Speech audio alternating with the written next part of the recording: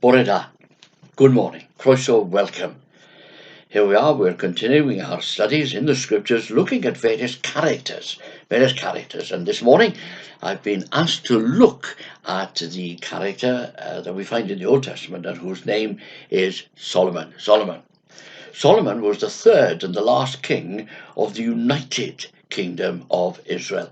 After his reign, the kingdom of Israel was fragmented into two, and we'll come back to look at that a bit later if time will allow us to do so. Now, Solomon was the son of David, King David, and Bathsheba, and you'll be aware of the circumstances that surrounded his birth. Now, in a nutshell, we can say that Solomon was the king of Israel for 40-odd years. He reigned round and about 970 years BC. He was wise. We often use the expression, the wisdom of Solomon. He was also rich, and his biography, if I can use that word, is contained in the first 11 chapters of the first book of Kings. And after we've had our study this morning, and if you've got half an hour to spare, well, you could turn to 1 Kings and read the first 11 chapters. It's an easy read, and it's interesting. And I would commend it to you. You know, Solomon stands to us as a warning that even the wisest can lose the plot. And you'll see in a moment or two why I make that statement. What are the highlights of Solomon's life? Well, we could say this, that when he ascended to the throne, he sincerely sought after God. And God gave him the opportunity, believe it or not, to ask for whatever he wanted. Now, Solomon humbly acknowledged his inability to rule well. And unselfishly and very sincerely, he asked God for the wisdom that he, Solomon, would need to rule God's people justly. Now, God gave him that wisdom, and if that were not enough, well, God gave him riches as well. We're told there in the first book of Kings that King Solomon was greater in riches and wisdom than all the other kings of the earth. It's in 1 Kings chapter 10. We read as well that God gave Solomon peace on all sides during most of his reign. You'll remember, for the example, the visit of the Queen of Sheba, who travelled 1,200 miles, roughly, to verify the rumours that she had heard of Solomon's wisdom and grandeur. We're told as well in 1 Kings chapter 10 that Solomon answered all her questions. Nothing was too hard for the king to explain to her.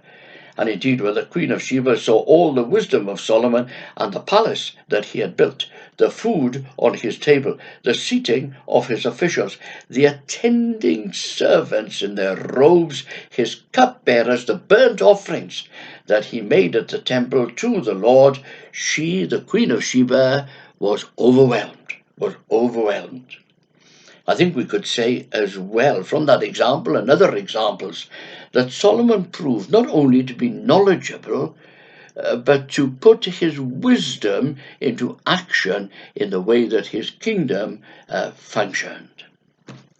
And of course we could mention as well, as we're looking at highlights of his life, that Solomon wrote that book of the Old Testament that we know as the Song of Solomon.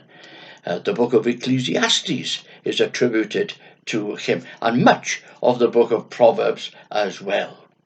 He completed many building projects, and perhaps his most important building project was the completion of the Jewish temple as per the instructions and provisions that he, Solomon, received from his father, King David. Now, those are some of the positive highlights.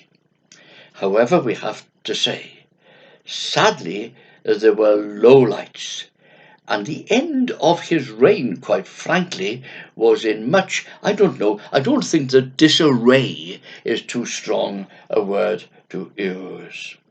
We're told in the scriptures that Solomon had, towards the end of his reign, accumulated, wait for it, 700 wives.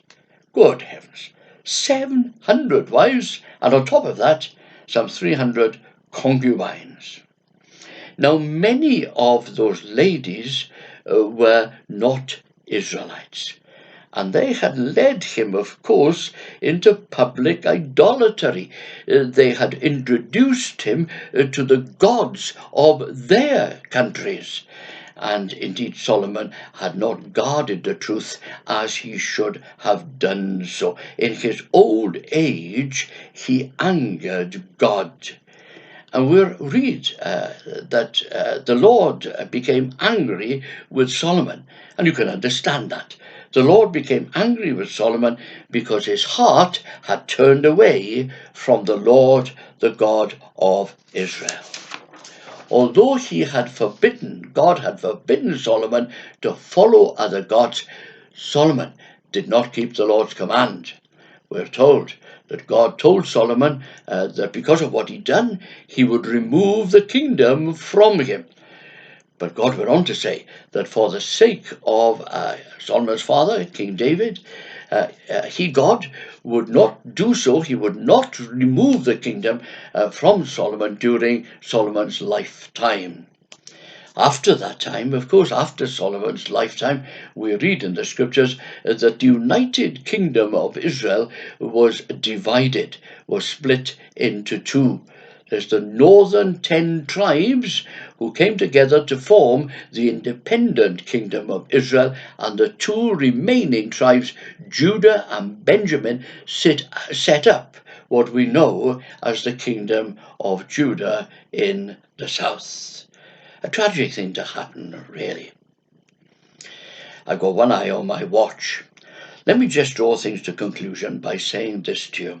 I'm sure you'll agree with me that as you read those 11 chapters, we come to the conclusion that there are very many lessons that we can learn from the life of Solomon.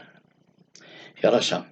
First, when we seek God with all of our hearts, we will always find him. That's obvious here, you might say. Okay, let me go on to the second one. The second one I wanted to mention to you is this. Those who honor God will be honored by God. Third thing we learn. God will equip us to accomplish the tasks that he calls us to do if we rely on him for the power and the strength and the wisdom to carry out those tasks. Fourth, the spiritual life. This is important. The spiritual life, the Christian life, is a marathon, not a sprint. A good start is not a guarantee of a good finish. It has to be continually worked upon. Run with perseverance the race before you, said the writer of the epistle to the Hebrews. Fifth, we can sincerely ask God to incline our hearts towards him, but we need to guard against wandering off the path of his revealed word. Wandering off the path of his revealed word. Sixth, let me say this. Sixth, where are we? Those closest to us will affect our lives, or can affect our spiritual lives. And we must be careful. We must be careful to defend against that. And then seventh and finally now, and I'll finish here, life lived apart from God will be meaningless. Regardless of any amount of education we might have got, regardless of any goals that we might have fulfilled, regardless of the greatest of pleasures and the greatest abundance of wealth, without God, they are all meaningless. Don't forget that. It's one of my prayers really for myself and for Elizabeth, that we never take our eyes off the Lord, and that he continues to be our all in all. Well, thank you for listening to me once again. I'll see you soon now. Yeah, God bless. Poor Bendith.